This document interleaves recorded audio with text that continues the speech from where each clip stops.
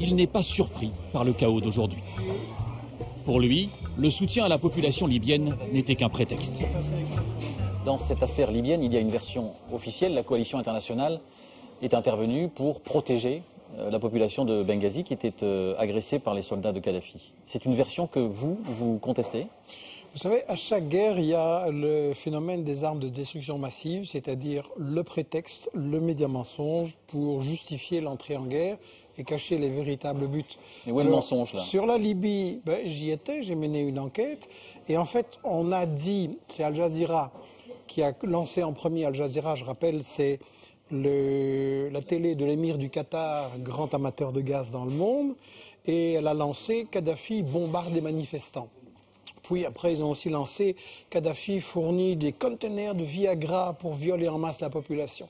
Il y a eu des enquêtes d'Amnesty et d'organisations des droits de l'homme financées par les États-Unis ou très proches et ou tout à fait anti-Kadhafi qui ont dit rien de tout ça n'a existé.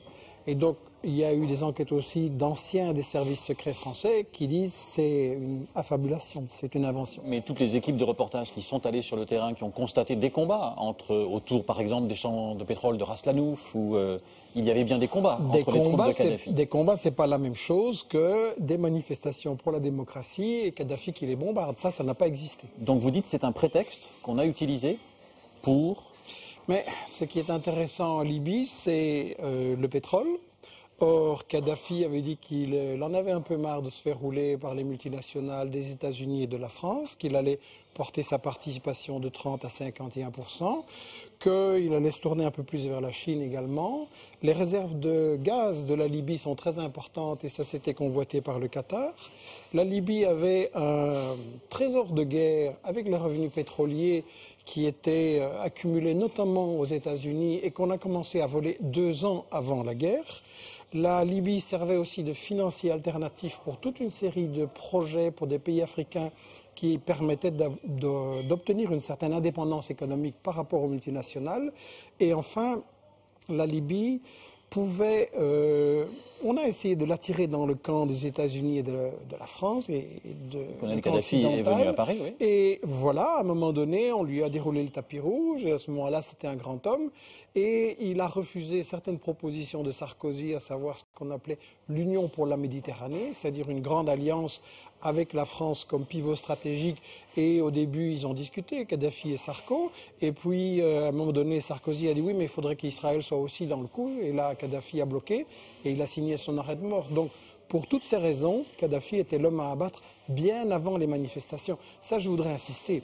Les grandes puissances ne se mettent pas tout d'un coup à intervenir et à bombarder en violation des règles de l'ONU d'ailleurs, parce qu'il y a des manifestants qui se font tuer ici ou là. Ce sont des choses décidées depuis longtemps à l'avance et il faut savoir que tous les services secrets occidentaux étaient en Libye 6 mois avant le déclenchement des manifestations. Mais l'attaque n'a pas eu lieu par surprise. Il y a eu un vote aux Nations Unies, une résolution pour intervenir en Libye. Ça aussi, c'est une manipulation? Je vous rappelle que la résolution de l'ONU prévoyait une no-fly zone, c'est-à-dire pas d'aviation qui pouvait intervenir pour protéger les manifestants.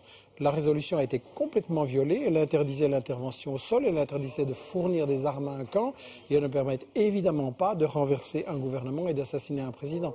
Une no-fly zone, c'est pas du tout ça. Donc il y a une violation, comme d'habitude, je dirais, de toutes les règles de l'ONU et du droit international. Mais donc vous dites qu'il y avait une véritable coopération entre tous les États qui avaient des intérêts économiques ou politiques contre Kadhafi à intervenir directement dans ce conflit.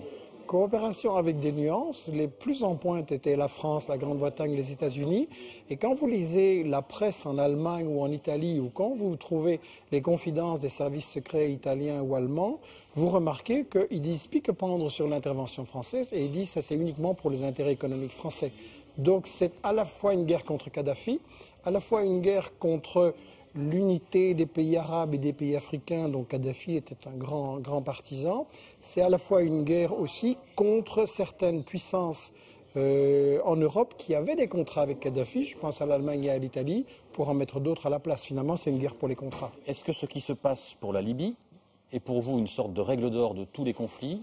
Il y a toujours des raisons autres qu'humanitaires pour intervenir dans un pays? Est-ce qu'on peut généraliser? Absolument. Écoutez, quand vous constatez qu'on est intervenu depuis 20 ans, soi-disant pour aider les populations en Irak, en Afghanistan, en Yougoslavie, en Libye, en Syrie, et je pourrais continuer la liste, et que partout, la situation des populations est beaucoup plus grave qu'avant. Je veux dire, c'est une catastrophe dans tous les pays où on est allé, soi-disant apporter le bien-être. On ne peut pas faire mal son travail et avoir pour autant des objectifs nobles, c'est ça que vous nous dites? Si vous croyez que les États-Unis font la guerre, et la France, pour la démocratie, je me demande pourquoi on soutient les pays dictatures dans le monde. Si vous me dites que c'est pour arrêter des terroristes, je me demande pourquoi on les a financés. Si vous me dites que c'est pour empêcher des armes de destruction massive, je voudrais savoir pourquoi les États-Unis et la France les filent à tous leurs petits amis et pourquoi les États-Unis sont la puissance qui a le plus utilisé les armes nucléaires, biologiques et chimiques. Donc, désolé, on nous cache quelque chose là-dedans et ce n'est pas une théorie du complot, c'est tout simplement que ces intérêts sont tellement immoraux qu'on est forcément obligé de cacher à l'opinion. Écoutez, si le président des États-Unis ou de la France vient au JT à 20h et dit on va faire la guerre pour le fric, il y a là du pétrole, il y a du gaz, il y a des minerais, ça nous intéresse, il n'aura pas de soutien. Donc il est obligé de raconter des histoires pour endormir les gens.